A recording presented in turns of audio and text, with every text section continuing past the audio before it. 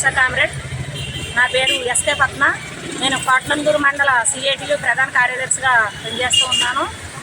ఈరోజు అంగన్వాడీ టీచర్స్ మరి హెల్పర్స్ కూడా ఆ యొక్క సమస్యల మీద సమ్మెలో దిగారు. ఈ రోజుకి 41 రోజు చేరుకుంది.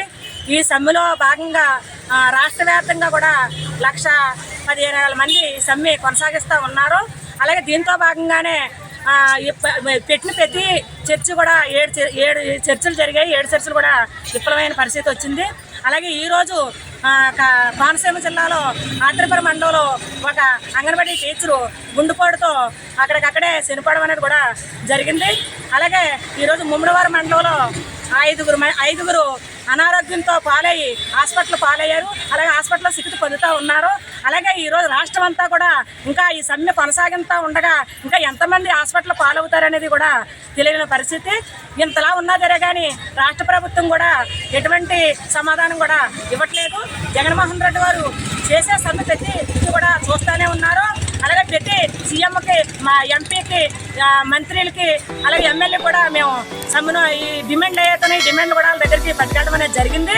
కానీ వాళ్ళు కూడా సీఎంకి దృష్టిని చేరేస్తామని కూడా మనకు సమాధానం ఇవ్వడం అనేది జరిగింది. కానీ ఈ రోజు వరకు ఎటువంటి సమాధానం కూడా లేదు. లేకపోతే పోయింది అంగన్వాడీ టీచర్లు బెదిరించి ఈ యొక్క సమ్మెని, ఈ యొక్క ఉద్యమాన్ని కోతమని చెప్పడం అనేది కూడా జరిగింది. మేము ఇచ్చిన డిమాండ్లు కొన్ని నెరవేర్స్తామని చెప్పారు. ఎప్పుడో చచ్చిపోయే ముందు రిటైర్మెంట్ బెనిఫిట్ కల్పిస్తామని చెప్పారు. అలాగే 60 సంవత్సరాలు చేసే ఉద్యోగాన్ని 62 సంవత్సరాలు చేస్తామని చెప్పారు. ఎప్పుడో చేసేది ఏం కాదు.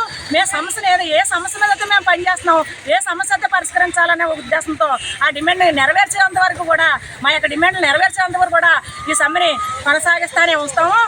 కానీ ప్రభుత్వం ఎమ్మంటనే ఈ టీచర్స్ మరి హెల్పర్స్ని పెట్టిన సమస్యలు ఎప్పుడు కూడా పరిష్కరించకపోతే కనుక రాబోయే రోజుల్లో ఎలక్షన్ ఒకటి ఉంది. అలాగే 1,15,000 మంది ఉన్నారు అని అనుకుంటున్నారు.